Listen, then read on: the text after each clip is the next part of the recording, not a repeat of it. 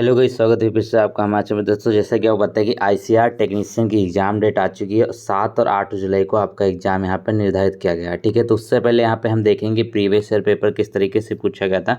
इस वीडियो को थोड़ा ध्यान से इसलिए देखिएगा क्योंकि यहाँ पे हम बात करने वाले हैं कौन सा पोर्सन यहाँ पे ईजी आया था और कौन सा पोर्सन यहाँ पे थोड़ा कठिन आया था और कैसे क्वेश्चन यहाँ पे पुट हुए थे, कहाँ से आपको पढ़ना है, सारी चीज़ें हम क्लियर करने वाले हैं। तो पूरा पेपर एक बार देखेंगे तो आपको लगेगा कि हाँ, पेपर जितना कठिन लोग बोल रहे उतना कठिन था नहीं। वो इस वजह से देखिए, अब जिस हिसाब से पेपर आया तो उस हिसाब से कट ऑफ भी जानी चाहिए थी, 50 के आसपास ही कट ऑफ जाती अगर इसकी नकल ना होती, इसीलिए तो पेपर कैंसिल किया गया था। अगर पेपर टफ आता है तो दोस्तों उसकी कट ऑफ भी बहुत कम जाती, 50 के नीचे कट ऑफ आ जाती अगर यहाँ पर ऐसा पेपर जो आया था। लेकिन इतना भी टफ नहीं है। तो चलिए देख लेते हैं यहाँ पर एक बार पेपर के प्रश्नों का लेवल में। ठीक है, तो ये 2 मार्च का पेपर है, यहाँ पे देख सकते हैं लास्ट शिफ्ट का है, थर्ड शिफ्ट का है। तो चलिए पहला क्वेश्चन यहाँ पे देख लेते हैं। जनरल नॉलेज की बात कर लेते हैं। चलिए जनरल नॉलेज में पहला क्वेश्चन देखिए। तो गाइस, जनरल नॉलेज के पहले क्वेश्चन देखिए। जनरल नॉलेज जो आसान पूछी गई, इतना कठिन नहीं पूछी गई थी, बस इसमें टफ क्या बैठा था। जैसे आप 7 से 8 क्वेश्चन यहाँ पे आपके करंट अफेयर के पूछे जा रहे हैं, तो करंट अफेयर आपके लिए बहुत ज़रूरी इस एग्जाम के लिए। तो चलिए देखते हैं। पहला क्वेश्चन यहाँ पे पूछा गया कि अनुच्छेद 343 के अनुसार संघ की राजभाषा हिंदी डैश लिपि में लिखी गई है। अब ये तो आप पढ़े होंगे कि 343 में हम भाषाओं का उल्लेख करते हैं और उसके बाद यहाँ पर राजभाषा हिंदी है, वो किस लिपि में लिखी जाती है, यहीं से क्वेश्चन क्लियर हो जाता है। तो ये कौन सा हो जाएगा, देवनागरी। हिंदी कौन सी भाषा में लिखी जाती है, मतलब लिपि में लिखी जाती है, देवनागरी लिपि में लिखी जाती है। ये तो सभी लोग जानते हैं। इसका राइट आंसर होगा 3 वाला। चलिए अगला क्वेश्चन यहाँ पे देखेंगे। अगला क्वेश्चन में कहते क्या है, दूसरा में देखिए। अभी क्या है, करंट से रिलेटेड ज़्यादा चीज़ें पूछता है। करंट में जैसे ये चीज़ चल रही थी उस समय इंडियन इंफ्रास्ट्रक्चर फाइनेंस कंपनी की बात करें तो इसकी स्थापना पूछा है। जैसे स्थापना बहुत पूछता है तो याद रखेंगे 2006 में इसकी स्थापना हुई थी। और भी जैसे महारत्न कंपनियां हैं, टोटल इसमें 12 महारत्न कंपनियां हैं, तो उनकी स्थापना कब हुई एक बार वो देख लीजिएगा। बिल्कुल टीसीएस का पैटर्न यहाँ पे मैच करता है स्टैटिक जीके के कारण। ठीक है, अगला क्वेश्चन यहाँ पे देखिएगा पूछा है, ये तो आसान है क्योंकि ये सभी लोग पढ़े हुए हैं। तो कहते हैं निम्नलिखित में से प्रचंड झोंके और भारी वर्षा के साथ साथ आने वाली तड़ित झंझावत, जो आपका थंडर स्टॉर्म है, उसको काल बैसाखी रूप में जाना जाता है। तो ये किस राज्य की बात कर रहे हैं। देखिए, जो लू चलती है, ठीक है, या फिर कुछ जैसे तेज गर्जन के साथ जो हवाएं चलती हैं, उनको कहाँ पे काल बैसाखी कहा जाता है दोस्तों। ये होती है पश्चिम बंगाल में। ठीक है, पश्चिम बंगाल में इसको काल बैसाखी के नाम से जाता है। अब उत्तर प्रदेश की बात करते हैं तो यहाँ पर लू के नाम से जाता है। ठीक है, और कर्नाटक में इसको आम्र वर्षा के नाम से जाना जाता है। तो बहुत सारे नाम है, ये तो आप लोग पढ़े ही होंगे बिल्कुल। ठीक है, तीसरे का राइट आंसर हो जाएगा ऑप्शन नंबर 1। ठीक है, चलिए अगला क्वेश्चन देखिए। अगला क्वेश्चन करंट अफेयर से रिलेटेड है तो हम इसको छुएंगे नहीं। देखिए, मैंने बताया ना कि करंट से ही रिलेटेड पूछा। जैसे अभी हमने इसका पूछा इसकी स्थापना कब हुई, तो करंट से रिलेटेड ही यहाँ पे पूछा गया, तो करंट पे ज़्यादा फोकस रखना है। तो ये ऊर्जा से संबंधित है। इसकी स्थापना अभी हमने बताया 2006 में हुई थी। अगला क्वेश्चन यहाँ पे देखिए, क्वेश्चन नंबर 5 कहता है, ये तो आसान है। तो क्वेश्चन नंबर 5 जो कहता है कि गतिशील कणों में डैश मौजूद होते हैं। ठीक है, जो यहाँ पर मूविंग पार्टिकल होते हैं, इसके बीच कौन सी एनर्जी जो है वो जो मौजूद होती है। तो इसका राइट आंसर क्या हो जाएगा दोस्तों, वो हो जाएगा यहाँ पर कि गतिज ऊर्जा। आप काइनेटिक एनर्जी आप लोग जानते हैं। ठीक, काइनेटिक एनर्जी क्या होती है, जितने भी मूविंग पार्टिकल होते हैं, मूविंग ऑब्जेक्ट होते हैं, उनके पास काइनेटिक एनर्जी होती है। तो बहुत ही आसान था। अभी तो 5 क्वेश्चन में आपको लगा कि पेपर का लेवल कैसा था। ठीक है, चलिए और देखते रहिएगा। क्वेश्चन नंबर 6 ये भी आपका करंट अफेयर का था, तो इसको भी हम यहाँ पे देखेंगे नहीं। देखिए, यहाँ पे एक आइडिया ले लेते हैं कैसे करंट अफेयर पूछा है। जैसे बैडमिंटन महासंघ परिषद है ना, इसके लिए लाइफ टाइम अचीवमेंट अवार्ड 2021 में किसे दिया गया था, तो प्रकाश पादुकोण। ऐसा भी नहीं कि करंट भी आपका बहुत कठिन आया था। चलिए अगला क्वेश्चन देखिए, क्वेश्चन नंबर 7 कहता है। ठीक है, 7 क्वेश्चन कहता है कि भारतीय जीवन बीमा निगम के माध्यम से लागू करी जा रही है प्रधानमंत्री वय वंदना योजना। अब वय वंदना योजना, इसकी स्थापना भी पूछ सकता था। तो सदस्यता के लिए यहाँ पर डैश तक खुली है। इसके तहत यहाँ पर मतलब कहते हैं नहीं कब तक इसकी सदस्यता के लिए इसकी विंडो ओपन है। तो याद रखेंगे वो 31 मार्च 2023 तक की बात करें। ये भी करंट का ही था। चलिए अगला क्वेश्चन यहाँ पे देखिए, क्वेश्चन नंबर 8 है, आसान है। चलिए इसको पढ़ा होगा जरूर कहीं ना कहीं आपने। तो कहते हैं गेहूं के गीले आटे में मौजूद वह चिपचिपा पदार्थ कौन सा होता है जो खमीर के साथ मिलकर आटे को फुलाने में मदद करता है। ठीक है, तो भाई इसका राइट आंसर क्या हो जाएगा, गुलेटिन हो जाएगा। क्यों, क्योंकि देखिए बहुत सारे जिम वाले लोग इसको भी प्रेफर नहीं करते। गुलेटिन जो होता है चिपचिपा पदार्थ होता है जो आटे में पाया जाता है। ये इसका राइट आंसर हो जाएगा। अगला क्वेश्चन यहाँ पे देखिए, क्वेश्चन नंबर 9 में कहा गया कि निम्नलिखित में से किसने मध्यकालीन भारत में तमिलनाडु पर शासन किया। अब जीके में यहाँ पे हिस्ट्री ज्योग्राफी सबको देखने को मिलता ही है। तो अब मध्यकालीन भारत की बात करते हैं, तमिलनाडु पर शासन किसने किया था? चोल वंश ने किया था। क्यों? क्योंकि देखिएगा जो चोल, राष्ट्रकूट, पाल ये सब वंश हुआ करते थे। साउथ में कौन सा था? साउथ में कौन सा था? चोल थे। क्यों? क्योंकि देखिए यहाँ पे चोल राजाओं ने श्रीलंका पे भी राज किया, जैसे राजा प्रथम हो या महेंद्र राज, इस तरीके के जो राजा थे वो सब साउथ में थे। तो चोल वंश इसका राइट आंसर हो जाएगा। अगला क्वेश्चन जो पूछा गया था दोस्तों, वो पूछा गया यहाँ पर कि पोन्नई चिन्नई शिवानंदम और वडिवेलु बंधु भारत के किस शास्त्रीय नृत्य से संबंधित हैं? ये क्वेश्चन थोड़ा सा कठिन मैं कह सकता हूँ इसके लिए, ठीक है। ये कभी आपने शायद ही पढ़ा हो। तो पोन्नई चिन्नई शिवा, अब देखिए सब तो आसान नहीं आएगा, ठीक है। चलिए, तो इसका राइट आंसर क्या हो जाएगा? भारतनाट्यम। भारतनाट्यम से संबंधित हैं पोन्नई चिन्नई शिवानंद और वडिवेलु। एक बार देख लीजिएगा, प्रीवियस ईयर पूछा जाएगा, रिपीट होगा, ठीक है। पेपर का लेवल इस बार थोड़ा कम ही रहने वाला है। ये तो आसान है। पूछा गया निम्नलिखित में से कौन सा एक समुद्री जीव यानी मरीन बायोम का यहाँ पर है, मरीन बायोम बनाता है? कौन सा एक समुद्री जीवम बनाता है? तो कौन सा हो जाएगा? ज्वार नदमुख। ज्वार नदमुख का मतलब क्या होता है? जहाँ पर आपका मतलब पानी के बीच में जहाँ पर एक टापू टाइप का बन जाता है, वहाँ पर वनस्पति पैदा हो जाती है, ठीक है। वहाँ पे डाइवर्सिटी होती है, उसी को यहाँ पे कहते हैं मरीन बायोम। अगला क्वेश्चन यहाँ पे क्वेश्चन नंबर जो 12 पूछा गया था कि मानव विकास सूचकांक, ठीक है, जो आपकी HDI है, ठीक है, ह्यूमन डेवलपमेंट इंडेक्स जो है ना, इसके तहत कौन से इस पे आधारित नहीं होता है? तो 1000 बार क्वेश्चन पूछा गया एग्जाम्स में। तो मानव विकास सूचकांक इनमें से किस पर आधारित नहीं होता है? देखिए, एक तो आपका जो सकल राष्ट्रीय आय सूचकांक होता है उस पर तो होता है, नेशनल इनकम पे होता है। फिर आपकी जीवन जीने की जो प्रत्याशा सूचकांक है उस पर भी डिपेंड रहता है, शिक्षा पे भी डिपेंड रहता है। लेकिन आपका निवल घरेलू उत्पाद जो सूचकांक है ना, वो इसमें आधारित नहीं होता है, क्योंकि HDI उस पर डिपेंड नहीं करता है। चलिए अगला क्वेश्चन देखिए, क्वेश्चन नंबर जो 13 पूछा गया पूछा गया उत्पादन लागत में डैश शामिल नहीं होता है, ठीक है। जो आपका प्रोडक्शन कॉस्ट होती है ना, उसमें कौन सा लागू नहीं होता है? तो इसका राइट आंसर क्या हो जाएगा? देखिए, लेबर फोर्स तो उसी में लागू होता है जो आपकी उत्पाद, कोई चीज़ अगर आप बनाते हैं तो उसमें लेबर फोर्स लगता है, फिर कच्चा माल लगता है, अब यहाँ पे आपका यूटिलिटी एक्सपेंस यानी कि उपयोगिता खर्चा लगता है। लेकिन GST ये तो बात की बात है ना, GST जो ये बात की बात है। ये देखिए कब चालू हुआ था? 1 जुलाई को यहाँ पे चालू हुआ था 2017 में, ठीक है, याद रखेंगे। फ्रांस में सबसे पहले स्टार्ट हुआ था, कनाडा का मॉडल अपने यहाँ यूज हो रहा है।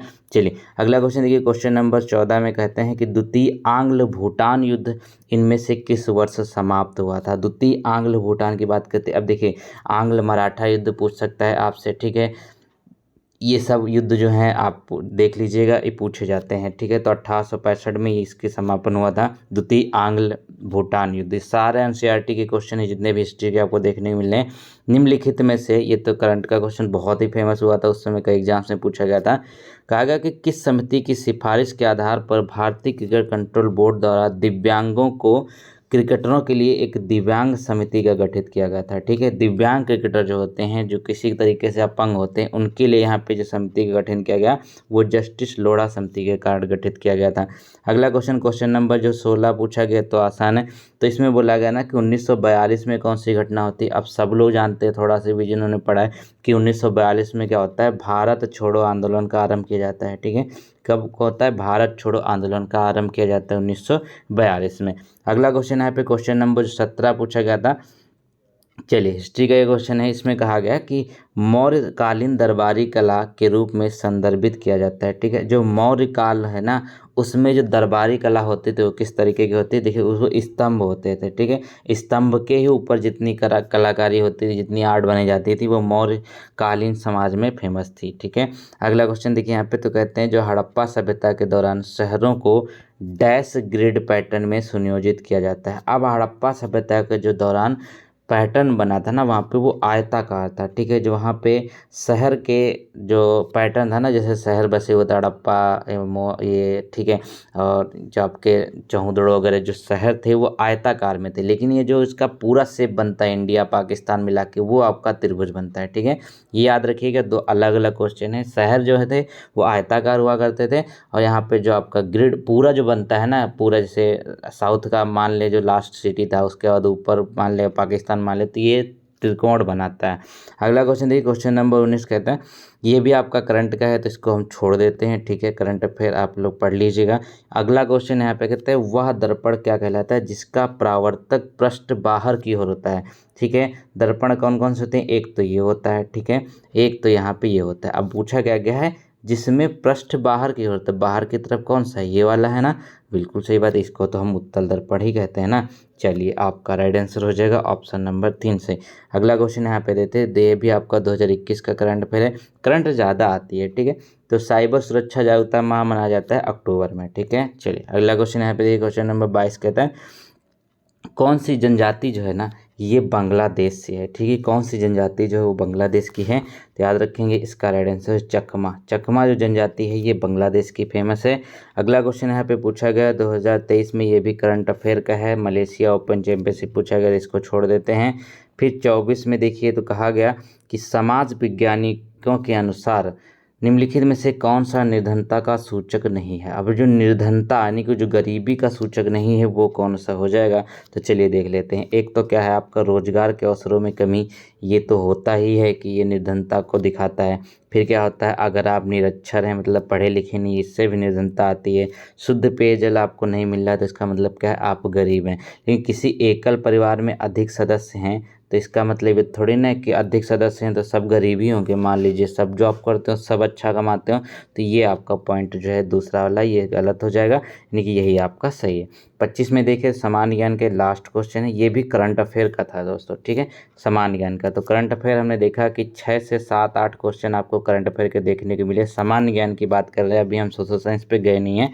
और इसका जो प्रश्नों का लेवल था वो आपने देखा कि अगर आप करंट सहित मिलाएं तो आप लगभग यहाँ पे 20 से 22 क्वेश्चन ऐसे पाए जो आपके आसान देखने को मिले हैं, कठिन नहीं है। वो अगर आपने पढ़े हैं कहीं ना कहीं थोड़ी अच्छी तैयारी तो आप कर लेंगे। कुछ क्वेश्चन जो कठिन तो आते ही हैं, जो कभी कहीं नहीं पूछे गए, वो इसलिए आते हैं ताकि मेरिट ज़्यादा ना जाए, ठीक है। तो चलिए अब देख लेते हैं यहाँ पे इसके सोशल साइंस के चैप्टर की तरफ। अब देखो भाई, सोशल साइंस की बात करते हैं, इसके भी 25 क्वेश्चन आपके पूछे जाने, इसमें बहुत सारे लोगों को दिक्कत है, ठीक है। तो इसका एक सॉल्यूशन मैं बता देता हूँ। देखिए अब क्या है, सोशल साइंस में आपका हिस्ट्री, ज्योग्राफी, पॉलिटी और आपका इकोनॉमिक्स सब कुछ आता है, लेकिन जो इसका क्वेश्चन फंसेगा वो फंसेगा आपका हिस्ट्री का, ठीक है। हिस्ट्री का ही आपका क्वेश्चन इसमें फंसेगा, वो इसलिए फंसेगा क्योंकि ये वर्ल्ड हिस्ट्री पूछता है, ठीक है। वर्ल्ड हिस्ट्री क्या है हम लोग पढ़े नहीं है, क्योंकि अपने यहाँ किसी भी एग्जाम में वर्ल्ड हिस्ट्री क्वेश्चन बहुत ना के बराबर आते हैं। तो वर्ल्ड हिस्ट्री पढ़ने के लिए आपको करना क्या है, उसके लिए आपको एनसीईआरटी देखना है, कक्षा 9, कक्षा 10 और कक्षा 8, ठीक है। ये 3 क्लास की एनसीईआरटी अगर आप पढ़ लेते हैं 9, 10, 8 की, तो निश्चित रूप से ये सारे क्वेश्चन वहाँ पर आपको मिल जाते हैं। क्योंकि आप उसमें क्या है, वर्ल्ड जो आपकी हिस्ट्री है ना उसको आप कहानी की तरह याद कर लेंगे ना, तो वो आपके प्रश्न बन जाएंगे। वो इसलिए क्योंकि देखिए जो आपकी हिस्ट्री है ना उसमें पैराग्राफ से क्वेश्चन निकाल के इसने पूछा है, इसीलिए वो कठिन होगा। क्योंकि यहाँ पे बोला कि कूट वाले दे दिया ना, 2 सेंटेंस दे दिया कि इसमें कौन सा सही कौन सा कठिन। तो इसके लिए करना है कि आपको 9, 10 और 8, कक्षा 8, 9, 10 की एनसीईआरटी आपको ऑनलाइन भी मिल जाएगी, कहीं से भी की पीडीएफ मिल जाएंगी, उसको आप कर लीजिएगा, वरना मैं तो कराऊंगा ही, ठीक है। तो वर्ल्ड हिस्ट्री में सबको प्रॉब्लम इसीलिए हो रही थी क्योंकि वही फंस जाता है। बाकी तो क्वेश्चन आपके आसान है क्योंकि वो लोग आप लोगों ने ऑलरेडी पढ़ रखे हैं। तो चलिए देख लेते हैं पहला क्वेश्चन, ये वर्ल्ड हिस्ट्री का ही है ना।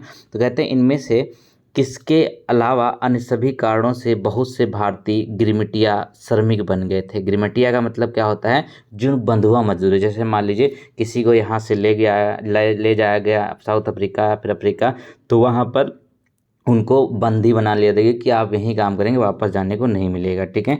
तो वो क्या था, वो ये था, और इसका 4 वाला कि वे विदेशों में कार्य करने के लिए आकृष्ट हो गए थे। चलिए इसका अगला क्वेश्चन देखिए, यहाँ पे क्वेश्चन नंबर दूसरा में, तो अब बोल्शेविक पार्टी का नाम प्रवर्तित, ये तो बिल्कुल डिट्टो एनसीईआरटी में छपे हुए हैं ना सारे के सारे, बिल्कुल वहीं से पूछ रहा है ना।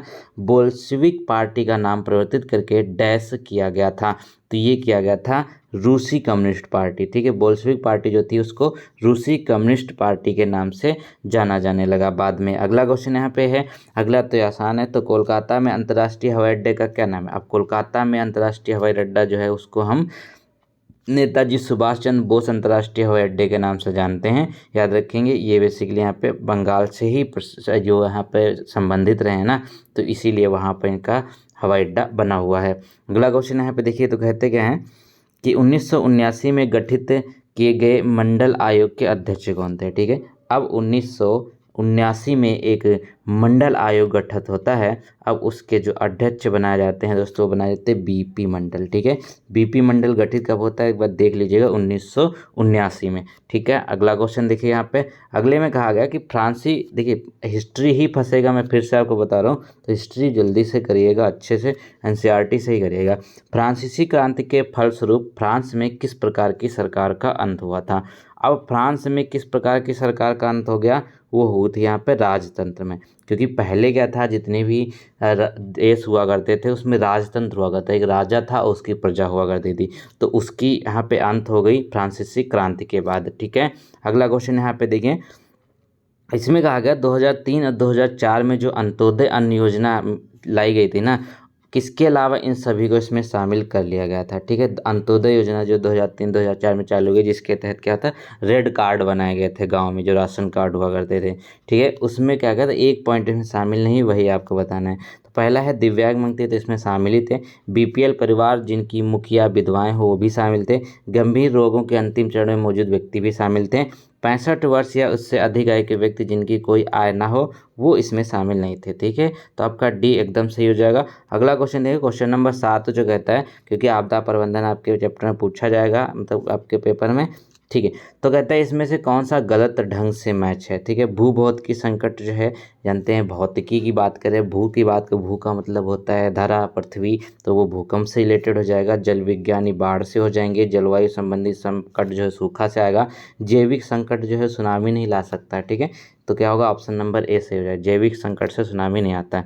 अगला क्वेश्चन यहाँ पे, किसी व्यक्ति के मानव संसाधन होने के लिए इनमें से कौन सी स्थिति सामान्यता अनिवार्य नहीं है। ठीक है, कौन सी स्थिति सामान्यता अनिवार्य नहीं है, तो इसका राइट आंसर क्या हो जाएगा यहाँ पर, वो हो रहा है वह व्यक्ति केवल पुरुष होना चाहिए, ये अनिवार्य नहीं है। ठीक है, मानव संसाधन में होने के लिए। ठीक है, वो क्यों, क्योंकि देखिए एक तो कार्य का इच्छुक होना चाहिए, कार्य करने की क्षमता होनी चाहिए, 15 से 59 वर्ष के मध्य होनी चाहिए, तभी वो एक मानव संसाधन के रूप में आता है। ठीक है, कुछ नहीं करते हैं आप, ठीक है, और आप 14 साल के हैं तो कुछ कर ही नहीं सकते, पहली बात, इसीलिए तो बोला केवल पुरुष होना ही नहीं अनिवार्य है मानव संसाधन होने के लिए। इकोनॉमिक्स का है, अच्छा क्वेश्चन है। अगला क्वेश्चन यहाँ पे है, मुगल साम्राज्य के शासनकाल में नकदी के अतिरिक्त मनसबदारों को मिलने वाला वेतन डैश कहलाता था। ठीक है, उसको कहते थे जागीर उस समय। ठीक है, मुगल साम्राज्य में जो नकदी के अतिरिक्त वेतन मिलता था उसको जागीर कहते थे। क्वेश्चन नंबर 10 देखिए, तो कहते हैं इनमें से कौन सा लोकतंत्र का परिणाम नहीं है। ठीक है, लोकतंत्र का जो परिणाम नहीं है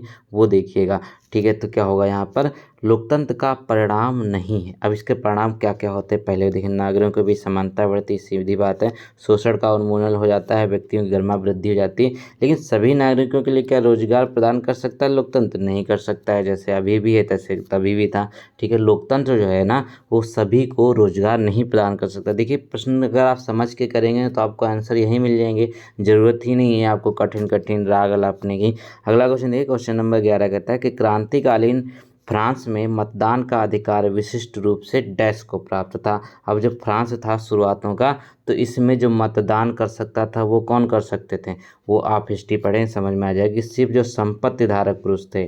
ठीक है, केवल पुरुषों को था और सिर्फ उन्हीं पुरुषों को था जिनके पास संपत्ति ज़्यादा थे, अमीर। अब अगला क्वेश्चन देखिए, अगला क्वेश्चन कहता है जो धर्मनिरपेक्ष होता है ना उसकी विशेषता कौन सी नहीं है। धर्मनिरपेक्ष राज का मतलब जैसे कहते हैं ना, भारत एक धर्मनिरपेक्ष राष्ट्र है। ठीक है, तो उसका मतलब क्या है, देखिए सरकारी विद्यालयों कार्यालयों में किसी भी धर्म विशेष का प्रदर्शन या प्रचार नहीं किया जाएगा, इसका मतलब क्या है, धर्मनिरपेक्ष है।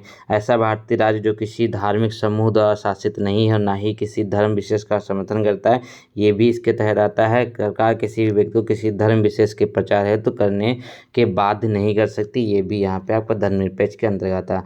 अब जो आता है वो आता है कोई भी अपना धर्म परिवर्तित नहीं कर सकता। ऐसा नहीं है, आप चाहें तो अपना धर्म परिवर्तित कर सकते हैं, आप किसी भी धर्म में जा सकते हैं, किसी धर्म को आप पसंद करते हैं तो उसमें चले जाइए, ये धर्मनिरपेक्ष की एक विशेषता है। ठीक है, तो याद रखेंगे बी इसका सही हो जाएगा।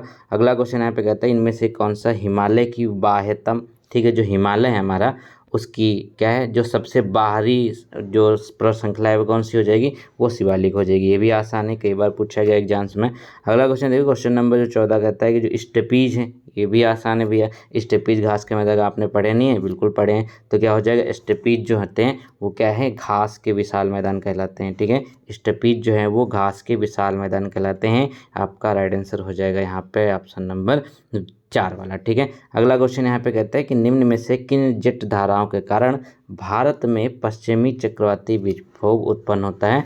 तो ये पश्चिमी जेट धाराएं जो होती हैं, इसी के कारण यहाँ पे जो आपका पश्चिमी चक्रवाती विक्षोभ होता है वो उत्पन्न होता है। अगला क्वेश्चन नहीं 16 जो पूछा गया ना कि जो आपका भारत के निर्वाचन आयोग है ना, इसके संदर्भ में कौन सा कथन सही है। ठीक है, निर्वाचन आयोग के बारे में कौन सा संबंध है जो सही है। देखिए, ये स्वायत्त संवैधानिक निकाय है, सभी को पता है ये संवैधानिक निकाय है, क्योंकि संविधान में इसका मेंशन मिलता है। चुनावों के आयोजन में परीक्षण के लिए उत्तरदायी, तो पहला ही पॉइंट सही हो जाएगा, यही तो है। बाकी तीनों पॉइंट यहाँ पे गलत हैं। तो ये क्या है, एक संवैधानिक निकाय है, उसके साथ साथ आयोजन कराता है चुनावों के और पर्यवेक्षण भी करवाता है।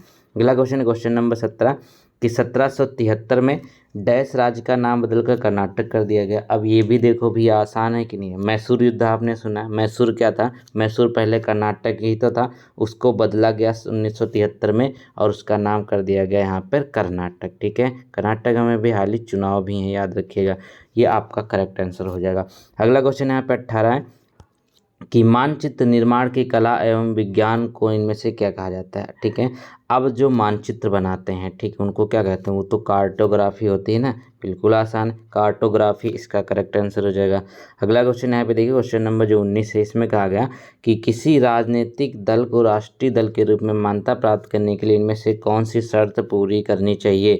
ये तो बहुत अभी ट्रेंडिंग में, क्योंकि जो आम आदमी पार्टी है उसको क्या किया, भारत की 6ठी राष्ट्रीय पार्टी घोषित किया गया। ठीक है, अब ये घोषित होता है तो इसके देखिए क्या क्या चीज़ें होनी चाहिए। तो इसमें होना क्या चाहिए, उस दल को कम से कम 4 राज्यों में राज्य के राजनीतिक दल के रूप में मान्यता प्राप्त होनी चाहिए। ठीक है, कम से कम 4 राज्य जो हैं वहाँ पर उसके विधायक सांसद कुछ भी होना चाहिए, ये आपका एक होता है। बाकी कुछ वोट परसेंटेज भी होता है, तो ऑप्शन बी करेक्ट होगा। अगला क्वेश्चन, क्वेश्चन नंबर 20 कहता है कि ग्रामीण बैंकिंग प्रणाली में इनमें से कौन सा बैंक शामिल नहीं है। ठीक है, ग्रामीण बैंकिंग प्रणाली जो होती है ये तो बहुत ही आसान है भैया। तो ग्रामीण क्षेत्र में क्या विश्व बैंक काम करेगा, बिल्कुल नहीं करेगा। विश्व बैंक तो भैया पूरे विश्व के लिए काम करता है ना, तो वो ग्रामीण बैंक कैसे हुआ। क्षेत्रीय ग्रामीण बैंक है, भूमि विकास बैंक है, वाणिज्यिक बैंक है। ठीक है, अब लग रहा है ना आपको पेपर अगर आप समझ के करते हैं ना तो क्या लगता है कि यार हाँ वाकई पेपर इतना भी कठिन है जितना हम कह रहे हैं। तो 2020 की रिपोर्ट के अनुसार मानव विकास सूचकांक में भारत का स्थान कौन सा है। तो ये 2020 की रिपोर्ट है, तो ये अभी तो आएगा नहीं, ये भी करंट का पूछ लिया गया इसमें भी, तो पूछेगा तो है ही भाई। तो इनमें से किस वर्णनात्मक तालिका में हवा की तीव्रताओं की संख्या एक श्रेणी द्वारा निरूपित की जाती है। ठीक है, ये क्वेश्चन है कह सकते हैं कठिन है। तो हवा की तीव्रताओं की संख्याएं जो है तो वो ब्यूफोर्ट संख्या के द्वारा निरूपित की जाती है। कौन सी संख्या, ब्यूफोर्ट संख्या जो होती है वो हवा की तीव्रता को मापती है। ठीक है, अगला क्वेश्चन देखिए, तो कहते हैं इनमें से किस वर्ष में नेपाल में लोकतंत्र बहाल करने के लिए एक असाधारण लोकप्रिय आंदोलन चलाया था। ये तो आपको एनसीईआरटी जब पढ़ेंगे तो उसमें पहले चैप्टर मिल जाएगा नेपाल वाला। तो 2006 में हुआ था, लोकतंत्र बहाल करने के लिए एक असाधारण लोकप्रिय आंदोलन चलाया गया था। अगला क्वेश्चन है, क्वेश्चन नंबर 24 कहता है कि भारत में पंचायती राज की अवधारणा की अनुशंसा इनमें से किस समिति द्वारा की गई है। ठीक है, भारत में पंचायती राज की अवधारणा की अनुशंसा जो करी गई बलवंत राय मेहता समिति के द्वारा करी गई। कब करी गई, 1957 में करी गई। अशोक मेहता समिति जो है, ठीक, ये त्रिस्तरीय की यहाँ पे इन्हें बात करी थी, इन्होंने क्या करी, द्विस्तरीय की बात करी, ये आया था 1977 में। ठीक है, ये दोनों आयोग याद कर लीजिएगा, पूछा जाता है एग्जाम में। अगला क्वेश्चन यह है कि भारत में लोकसभा में निर्वाचित महिलाओं का परसेंट किससे कम नहीं होना चाहिए। ठीक है, तो ये क्या आता है 15%। ठीक है, 15% से कम नहीं होना चाहिए लोकसभा में। अब देखो भाई, आपने जीएस देखा, ठीक है, उसके बाद आपने क्या देखा, सोशल साइंस देखा। तो मुझे लग रहा है कि सोशल साइंस ने आपको ज़्यादा इजी लगा होगा। ठीक है, तो जीएस और सोशल साइंस का आप गुड अटेम्प्ट 20-20 आराम से कर सकते हैं, क्योंकि थोड़ा सा अगर आपने पढ़ाई की है तो पेपर का लेवल इतना भी कठिन नहीं था। ये सब क्वेश्चन तो यार बहुत पूछे जाते हैं, सब प्रीवियस ईयर के हैं। कुछ क्वेश्चन यहाँ पे मान सकता हूँ कठिन वो है जो आपके एनसीईआरटी से डायरेक्ट उठा के पूछे जा रहे हैं। तो उम्मीद करते हैं आपको जीएस और सोशल साइंस का चीज़ें समझ में आ गई होगी किस तरीके से पूछता है, किस तरीके से इस बार भी पूछेगा। तो उम्मीद करते हैं अगर आप हम पे भरोसा जताते हैं तो कमेंट में ज़रूर बताइएगा। Thank you so much.